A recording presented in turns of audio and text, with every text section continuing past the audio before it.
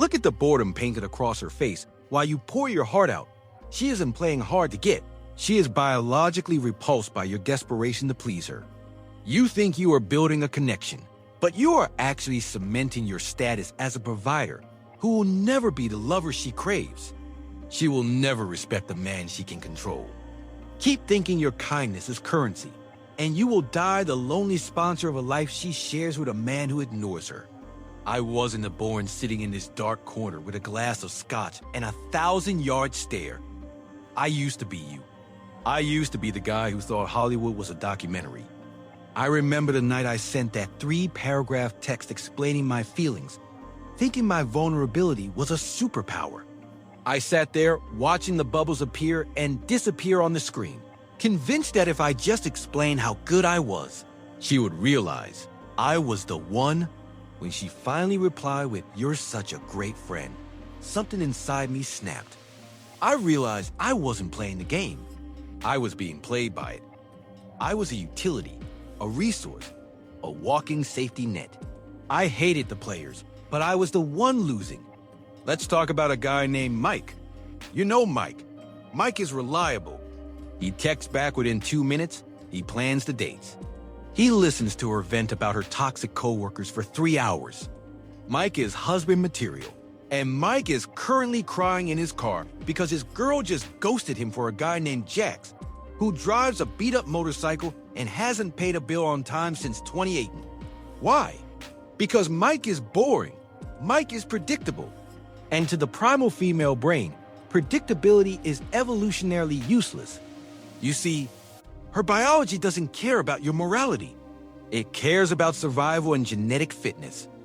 Millions of years of evolution have hardwired her to seek the highest value male she can access. This is hypergamy.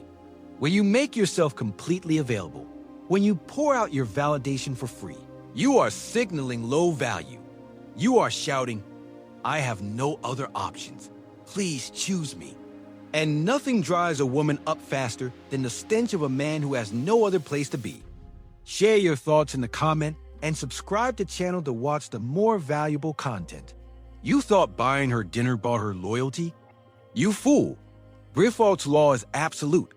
Past benefits do not create future obligations. She doesn't care what you did yesterday. She cares about what you might do tomorrow, or better yet, what you might not do. Here is the secret mechanic that nobody wants to tell you because it sounds cruel. Women fall in love in your absence, not your presence. When you are there, smothering her with attention, you are suffocating the spark. Love requires oxygen. It requires the anxiety of the unknown. She needs to wonder where you are. She needs to wonder if she is good enough to keep you. If she is 100% sure she has you, the game is over. She puts the controller down. You become furniture. The guy who ignores her triggers her competitive instinct. The guy who worships her triggers her pity. You have been programmed to believe that love means total surrender. That is a lie designed to make you a good worker bee and a bad lover.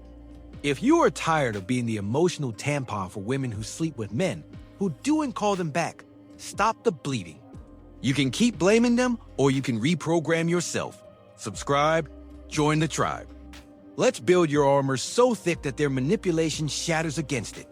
She will eventually forgive a man who hurts her, but she will never, ever forgive a man who bores her.